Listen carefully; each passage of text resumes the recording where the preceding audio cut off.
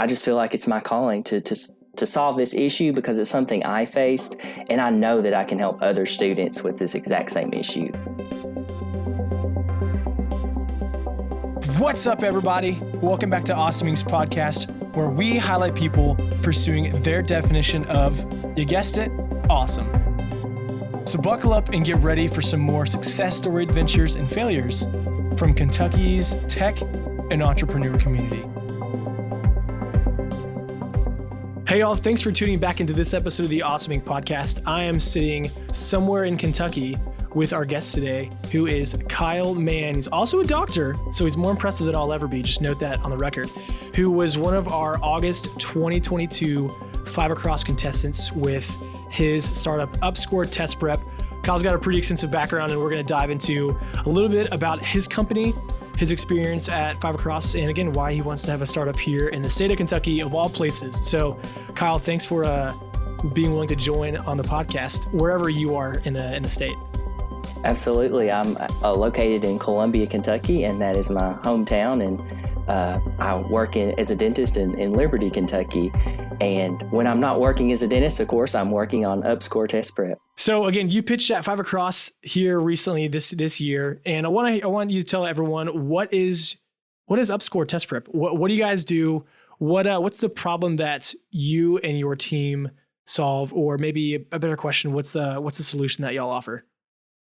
Yeah, UpScore is focused on helping schools and programs equip their students with ACT test prep. And we also help individual students with their journey of preparing for the ACT exam. We are very innovative in that we bring test prep to schools and educational programs rather than relying on students to have to go out and purchase this prep. I think that's very important because there's so many students that don't have access to ACT test prep and they don't know the importance of it. So bringing it directly to the schools is very helpful for those students who are underserved. Right on. Are you good with personal questions if I just ask them off the cuff? I'm not sure. We'll just have to find out. Okay. Kyle, I wish I had your resource when I was in high school because I took that dang test too many times, probably somewhere in the like 7, 8, 9, 10 range. I don't even remember, but I know I took it a lot to get a scholarship. Absolutely. So I was kind of in the same situation where when I first took that ACT, I didn't get a score that was what I needed to get a really good scholarship. And I knew the number I had to hit was at least a 28 at Western Kentucky University to get a full scholarship. And so I looked around and there wasn't really anything in the school specifically to help me improve my score. So I started, using a variety of resources, books, online programs, YouTube videos, but there really wasn't anything that was all comprehensive, that was the single solution. But I was able to ultimately improve my ACT score 7 points and get a full ride tuition scholarship to Western Kentucky University. And now I just want to make the path easier for other students. Yeah, that's great. I mean, that's half the fun I've found of being in the entrepreneurial space, talking to different founders or people who work at startups. They say exactly what you just said. Hey, I had this pain point. If other people have the same one, I want to try and offer a solution. Exactly. So that's great stuff. As an entrepreneur, sorry to interrupt, but as an entrepreneur, the problem that you're solving as an entrepreneur, you often don't seek out. That problem often finds you. Yeah, well said, and way to be concise. So how does UpScore work? What's y'all's company's business model? How are y'all making money? So we're pre-launch, but I'm in negotiations with a Upward Bound program in my local area to onboard 120 users from 5 different counties. And we're really focused right now on building pilot programs to get that user feedback and establish program effectiveness to be able to have a good foundation for knowing where we need to move and scale in the future. But the way we make money is we sell subscriptions directly to individual students as well as to schools and educational programs through a subscription-based model. Right on. I remember when I was in high school, I feel like I'm going to say that way too much this episode. Sorry if I do. remember preparing for the ACT, I met with someone one-on-one a couple times, and going through the test with someone who's like, oh, I could crush this with my eyes closed because I've done so many. They help change your perspective. So I'm imagining that's one of the value adds of UpScore, that as you work with students and you work with individuals and maybe families as parents or guardians are helping their kiddos, that you're getting to maybe take that stress valve off and like, hey, like, make sure you're viewing it from this way. Or if you're constantly getting caught up on the math section because of these questions, here's a tip, even if it's worded weirdly. So I imagine that's pretty cool.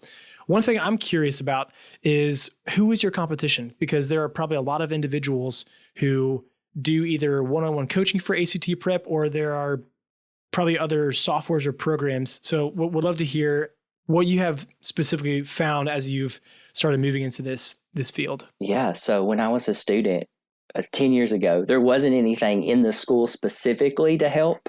But 10 years later, there are two main programs being used. One's called Mastery Prep, and it's actually a good program, but it's very expensive, and there's not a single resource that a school can purchase. It's itemized into around 10 different products, and that's not a very effective workflow for schools. And our program, in my opinion, is better because it's one single thing that a school purchases, so it's incredibly user-friendly and easy, and it's the only thing that they need to get started on their ACT prep. And the other program is called CERT, and it just kind of provides practice tests. There's not really a lot of good lessons to help students. And we have all of that educational content because we've broken down the 81 question types on the ACT to create our 81 lessons. And that's a big advantage because we have those videos and lessons and quizzes of those specific skills that students need to master in order to improve their scores. On the personal end, there's individuals that provide test prep. There's Kaplan, the Princeton Review, but we are more competitive in that aspect as well because our program is incredibly comprehensive and streamlined. And at the beginning of the program, all students take a full-length diagnostic test. And this diagnostic test creates a benchmark score for students, and it generates a learning plan for every student. So those 81 lessons can be broken essentially into half or fewer if you perform really well. So you can improve your score in the shortest amount of time. And there's a lot of value into helping students improve that score in the shortest amount of time because everyone, as you know, are so busy. Good stuff. I could hear you talk all day about this. I think that's pretty important. One of the things you mentioned earlier, which I want to circle back to, is you said y'all are pre-launch. Can you real briefly describe, if someone's listening for the first time, they don't know some of these terms, can you describe what that means as a startup? Yeah, that means that we're ready to go essentially for test users or beta users, as it's called. It's also called, pilot users. So we're ready for those initial users. However, we're not ready for those users that pay the highest premium for our product. And we're hoping to onboard these users to see if they like our program and to see how well our program works. And that information is incredibly important and valuable to a startup so we can really hone in on sharpening our product to be effective for those core users that want to love our product. So Kyle, in addition to that, you're getting my mind going with all these questions. So you mentioned as you're about to roll out your pilot, your beta users, whatever term you prefer, that you are taking your product into schools. So it sounds like schools are going to be a primary customer. I'm curious, are you also going to work with individuals who are not maybe on a school contract? Or is one market going to be predominantly your focus, or are you actually going to go for both, maybe both individuals and schools? Yeah, our marketing strategy is actually targeting both schools, educational programs, and individual students directly. We have this amazing ACT course that we've created, so why not share it with everyone who's interested and needs it to improve their score? Last question I wanted to ask, because I really want to hear about Five Across. That's always a cool event to hear about startups in their journey. What was the cause that made you want to go from being a dentist or practicing dentist to building a startup? How did that change come about? Oh, yeah. Well, I started working on UpScore actually right before I started dental school. And of course, that slowed my progress down significantly. But now that I've been out of school for 3 years and working as a dentist, I've been able to ramp back up on working on UpScore. Um, to me, this is just the problem that found me, and it excites me and motivates me and beyond belief. So I just feel like it's my calling to solve this issue because it's something I faced, and I know that I can help other students with this exact same issue. That's super cool. I can just imagine you like working on someone's mouth, cleaning whatever plaque or tar. Absolutely. Like, hey, what's your ACT score? And just striking up a conversation that way. So Kyle, as you talked about transitioning, well, shouldn't say too soon, as you hope to transition maybe from being a practicing dentist to running your own startup and scaling that, you just recently pitched at 5 Across. So again, congratulations. Always a cool experience to be with entrepreneurs who are going after their vision, their calling. For you, imagine, as you said, you're in your beta launch phase, that this was probably one of your first experiences pitching. Can you talk about the event? Maybe was this your first time pitching or your first couple, and something that you might have taken away after this past experience?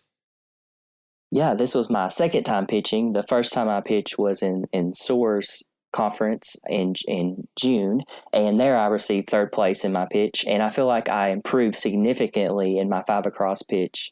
And more than anything, that pitch competition really helped me because it allowed me to really articulate my message more clearly for what UpScore is and where we're heading in the future.